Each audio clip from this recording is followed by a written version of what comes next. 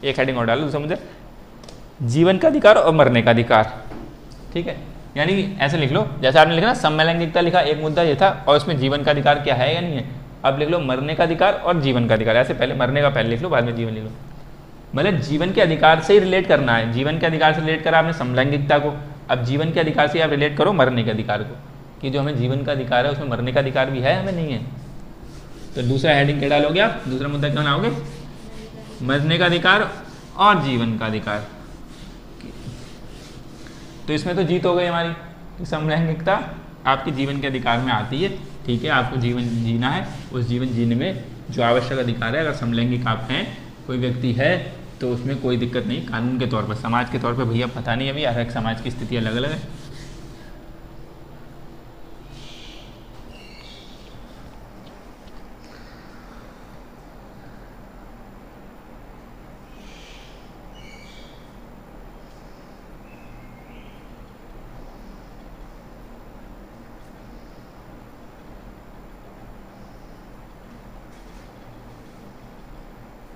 ठीक है, इसमें केस डालो एक, मतलब जीवन बैकग्राउंड तो समझ में आया, उसमें बैकग्राउंड बनाया धारा 370 वगैरह ऐसा है, इसमें बैकग्राउंड समझ में आ रहा है कि जीवन का अधिकार हमें है, तो मरने का अधिकार भी है क्या नहीं है।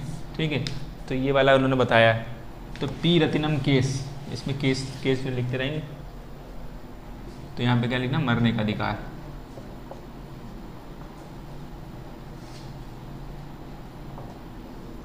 ठीक, इसका एक केस डालो, पी रतिनम केस 1994।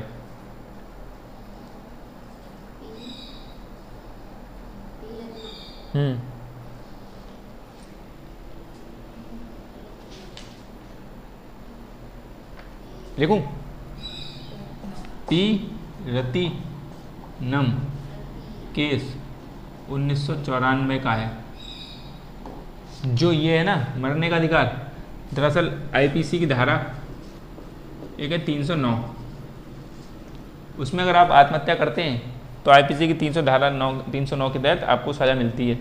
ठीक है, अगर आत्महत्या करते हो। ठीक, तो जैसे उसमें 377 थी, इसमें आईपीसी की धारा कौन सी है, 309। ठीक, तो पी रत्नम केस में क्या हुआ, सुप्रीम कोर्ट ने यहाँ पे क्या कहा, इसमें सुप्रीम कोर्ट ने, इस केस में सुप्रीम कोर्ट ने कहा कि आपको ठीक है जीने का अधिकार भी है, मरने का अधिकार भी है, आत्महत्या करने का अधिकार भी है। ठीक, और जो 309 धारा, 309 कर दिया रद्द, कि हटाओ, ये शून्य घोषित। 309 में जो आत्महत्या के खिलाफ सजा लिखी है, 309 धारा कोई ऐसी धारा नहीं मानी जाएगी। सुप्रीम कोर्ट ने पी रत्नम केस में क्या कह दिया कि आपको जीने का अधिकार है, आपको मरने का अधिकार भी है, मर जाओ जब मरना चाहो। ठीक है, और आत्महत्या करने का अधिकार भी है। ये पी रत्नम केस में बात हुआ, उसके बाद लोग कई लोग मर भी गए। ठीक, 1994 के बाद, लेकिन फिर रोक दिया गया। तो आत्महत्या का अधिकार है, और जो 309 में कहा कि आत्महत्या करके अगर बच गए धोखे से तो सज़ा मिलेगी। ठीक है, तो वो सज़ा वाला मामला खत्म। ठीक, समझ में आ रहा, 309 में क्या है कि आपको सज़ा मिलेगी अगर आपने आत्महत्या करी और बच गए अगर।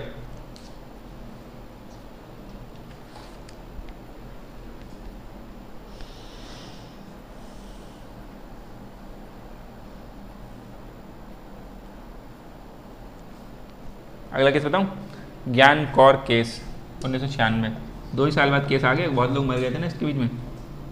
ज्ञान कौर केस 1996। ठीक है, यानी क्या कर दिया, वही चीज़ कि भाई ना जीने का अधिकार है, खाली आर्टिकल 21 के मरने का अधिकार नहीं है। ये मरने का अधिकार मौलिक अधिकार नहीं है, और मरने आत्महत्या इसमें खुद अपने आप आ जाएगा। और 309 को फिर से लागू कर दिया, यानी क्या, ओनली जीने का अधिकार, खाली जियो बस चुपचाप, मरने का अधिकार नहीं है। ठीक है, मरने का अधिकार नहीं है, आत्महत्या खुद इसी में आ जाएगी। और 309 को फिर से लागू कर दिया कि 309 लगेगा कि आत्महत्या कोई करेगा, अगर आत्महत्या करते करते बच गया तो फिर क्या होगा, उसको सज़ा मिली जाएगी।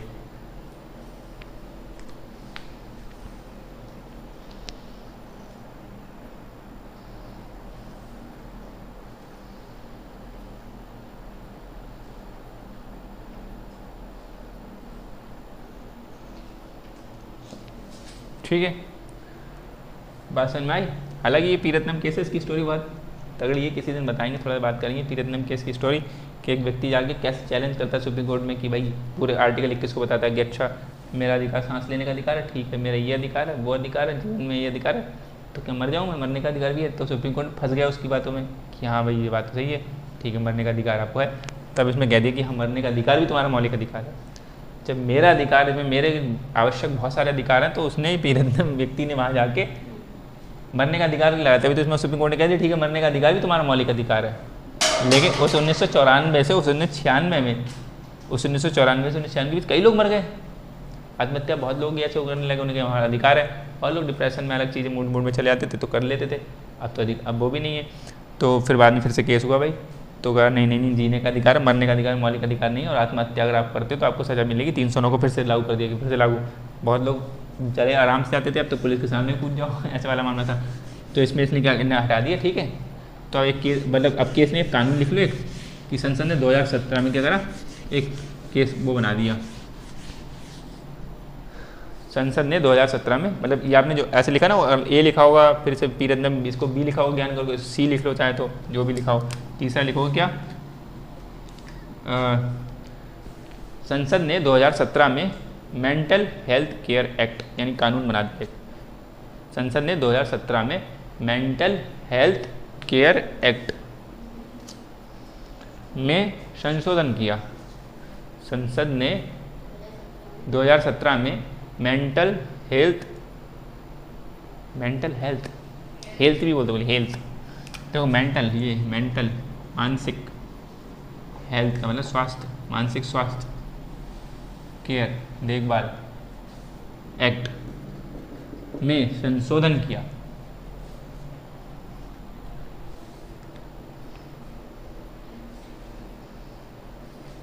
ठीक है, और इसमें क्या हो गया कि अगर कोई व्यक्ति, इसमें क्या, इसमें संशोधन करके क्या कह दिया कि अगर कोई व्यक्ति आत्महत्या करने का प्रयास करता है, ठीक है, तो उसको मानसिक तौर पे अस्वस्थ माना जाएगा, कि मानसिक तौर पे वो अस्वस्थ है, उसकी दिमागी हालत ठीक नहीं है।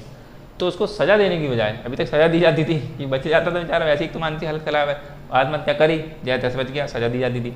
तो बता रहे हैं कि अब उसको सज़ा देने की बजाय उसको सुधार गृह में भेजा जाएगा, कि ताकि उसकी मानसिक स्थिति सुधारी जाए और वो ठीक ठाक से फिर से समाज में आ जाए, छोड़ा जाए कि भाई आप चाहो आप अच्छी लाइफ जियो। ठीक है, तो संशोधन किया गया, और क्या लिखो, संशोधन किया गया, और यह निर्धारित किया गया कि अगर कोई व्यक्ति, अपनी भाषा में लिख लो, और यह निर्धारित किया कि अगर कोई व्यक्ति आत्महत्या करने का प्रयास करता है तो उसको मानसिक रूप से अस्वस्थ माना जाएगा। अगर कोई व्यक्ति आत्महत्या करने का प्रयास करता है तो उसको मानसिक रूप से अस्वस्थ माना जाएगा, और उसे सज़ा देने की बजाय सुधार गृह में भेजा जाएगा,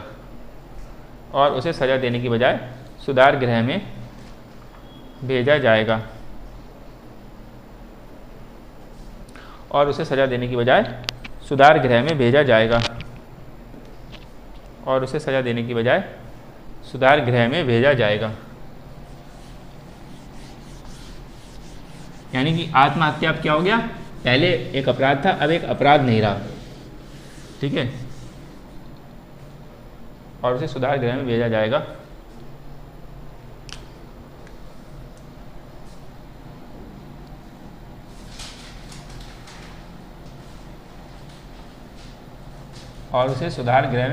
और अगली विराम में लिख लो, अतः आत्महत्या एक अपराध नहीं माना जाएगा।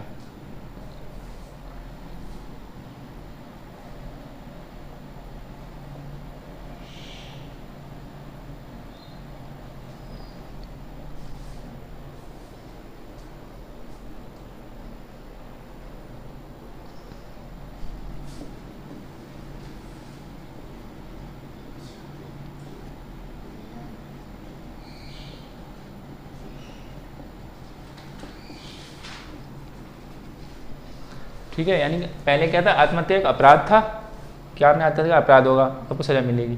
अब सज़ा नहीं मिलेगी, अब आपको सुधार गृह में भेजा जाएगा, तो यानी कि अपराध नहीं रहा वो। अब तीसरा मुद्दा डालो। ठीक, जो जीवन का अधिकार से जुड़ा एक मुद्दा, और तीसरा क्या है, इच्छा मृत्यु या दया मृत्यु बोलते हैं इसे, इंग्लिश में बोलते हैं यूथेनेसिया।